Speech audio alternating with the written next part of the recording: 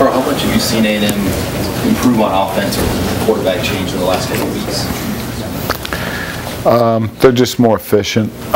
Turnovers they were always good offensively, even before that, numbers-wise. They just he doesn't make many mistakes. They've eliminated the turnovers. Much more efficient offense and difficult to defend. What have Osborne and Cassidy brought to those safety positions that maybe wasn't there when they weren't playing? They're good tacklers. They're physical players. They're smart. You know.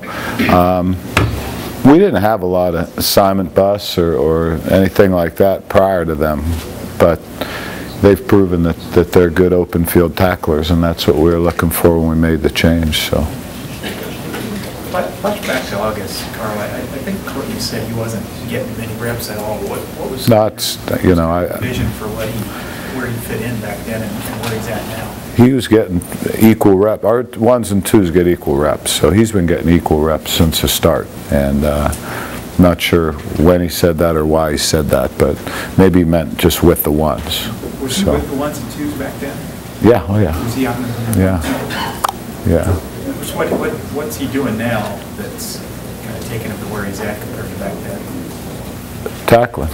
I mean, I don't know that he's a better player now than he was. He's always a good player, but we had some experienced safeties back there who were playing well at practice and doing all the right things. And like I said, 3 weeks ago, we decided we needed to be better tacklers at the safety position, and we've always known he was a good tackler, and that solved some of our issues defensively. So. He didn't magically transform himself. He's always been a good player. We've known that. Maybe you just feel as comfortable now with everything else in addition to the tackling with him as far as assignments? Yeah, he's always had that. We're very comfortable. He's a good football mind. He studies the game. He prepares himself. Does a great job. Carl, you're #1 in a whole bunch of statistics in terms of Big 12, passing efficiency, scoring, defense, and all that. Is there one, like passing efficiency, or maybe one that the fans might not know the intricacies? Is there one that stands out among the others? I don't think any of them mean anything except scoring defense, honestly. And everyone wants to ask me about run defense, pass efficiency, all those things, and they don't mean anything. It's scoring defense and keeping your opponent to less points than you score. Period. End of story. So, you give a little to get a little, and if you want to be great in coverage, sometimes you're going to give a few yards up in the run game. If you want to be stout against the run, you're going to give up something in the pass game. And so ultimately the total defense stuff is all that matters. And quite frankly, I don't even care about that. I never talk about it, I don't look at it, and I wouldn't have known we were #1 if you wouldn't have just said it. All I know is on a given Saturday, I want to be the best defense on the field. We have to outplay our opponent's defense, and that's how we look at it. Carl, it was about this time last year when you guys are in your best stretch defensively. Is this unit kind of developed where it's best? Well, I hope. I mean, shame on us as coaches if we're not getting into our best stretch at the end of the season. It's the way it has to be. So we have a system. I think as our players become comfortable in the system, we improve in the system. So, but that should be true across the board, offensively, defensively, for every team in the country, really. Maybe this is kind of a question that is okay, then don't ask it. Is Texas A&M's offense more complex than maybe some of the other offenses in the Big 12 because it's a pro-style offense? That's a misnomer. Pro-style offense is typically simpler than what you face in college. No, but that's not dumb. I mean, what they do and what Coach Sherman did at the NFL level and at the college level is stress you with formations, and it's very complex. It's simple for them, but it's complex defending it because every time they change formations, you have different guys doing things that another guy had done on a previous play. So they stress you that way. But to say that an NFL offense is more complex than a college, anytime you take the quarterback run out of it, it becomes less complex. So I don't believe that. But I do know he's a good mind. He knows how to exploit you. He'll study us. We'll have to make some changes. We'll have to do a few things a little bit different just to keep him guessing, because he'll be doing some things to keep us guessing. So it'll be a good chess match. What about the receiver Fuller? He seems like he could cause some mismatch problems with his size. Yeah, yep. He does. He causes mismatch problems, and you see him going up making high catches on film, and you got to do a great job on him. He's definitely a weapon, but we've got other receivers too. Good solid running back and a good quarterback throwing to him. So kind of reminds you a little bit of Okie State in terms of they don't really have a drop off at any skilled position, so you got to play it true, and you got to be good across the board. You guys are really able to draft a quarterback in the Kansas game. How much do you look for some of that same style of play against Texas A&M? How key will that be for you guys? That'll be key. And how much do I look for it? I go to bed every night praying that that'll happen, So I hope it happens. They're good up front, though. They protect the quarterback well. It seems like a lot of these teams go to this hurry-up offense.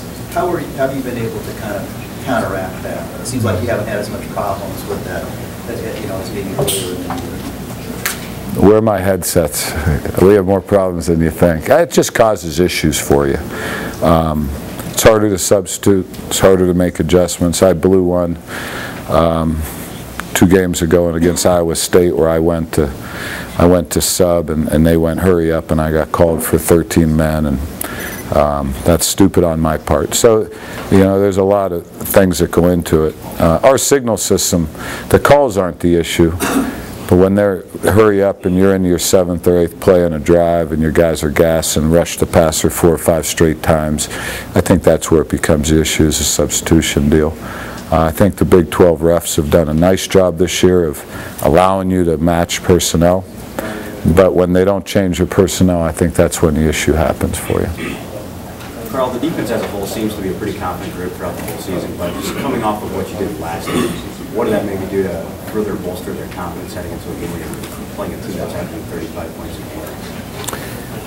game? Yeah, I hope they're a confident group.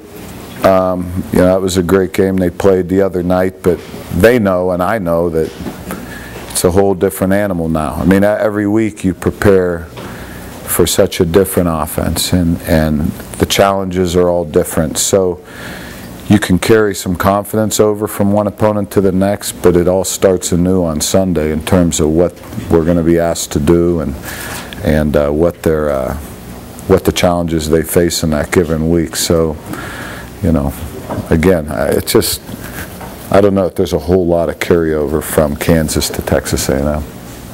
With defensive line being your specific area of expertise, how much do you welcome the chance to work with Eric Martin? I feel pretty good about my expertise in all areas. In all areas. How much do you welcome the chance to work with Eric Martin even more? I think Eric's going to be a heck of a player. It's a big transition going from a 2-point stance to a 3-point stance, but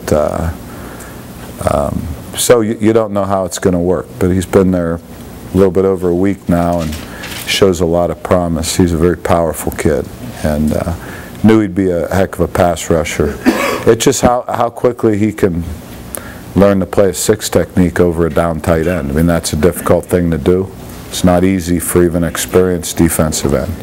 So that'll be the key to his progression. In your opinion, is that position harder to learn than the linebacker position he was at? Well, in terms of assignments, no. In terms of reaction, yes. It's faster. And that's where the transition happens. What did you see in him that told you that he would be a good fit at that position? He's a physical guy. He can run. He's always been a good pass rusher. I don't know if it takes much more than that. Carl Blow has said in the past that he wouldn't trade Prince or Alfonso as a corner combination for any other in college football, and I'm sure you feel the same way. Can you just talk about those 2 lockdown corners and the freedom it allows everybody else to defense? Oh, allows you a lot of freedom. We don't leave them isolated all the time, but when you want to pressure, you can. And you're not afraid of doing that. A lot of times you go into a season where you struggle a little bit at corner, it really limits what you can do defensively. We can use our safeties, our dime, our nickel, our backers in pressure. and take away the corner's help. You can double inside receivers. You can double their guy. You can just be very creative and know that they're going to get the job done for you. I really like, obviously, how those two play. I like how they prepare. I like how they study film. They very well prepared. It's not all athletic ability, I promise you. When they step on the field, they've done their homework and they know who they're going against. Are they two of the better quarterback combinations that you've been around? They're the best cornerback combination I've been around. Can a cornerback be the best defensive player in a conference? Yeah. I mean, if he's the best defensive player, it doesn't matter if he's a nose man or a cornerback. I mean, shoot. You look at, you know, NFL scouts, you know, they see a great corner. They're not afraid to draft him first. I mean, it'll change the defense. No question. When you have a chance to lock up the North, how important is it to just get it done as soon as you can? Does that mean winning? Yeah. Then it's very important. It's all we care about is winning each week and being the best team on the field that Saturday. The rest of the stuff will take care of itself.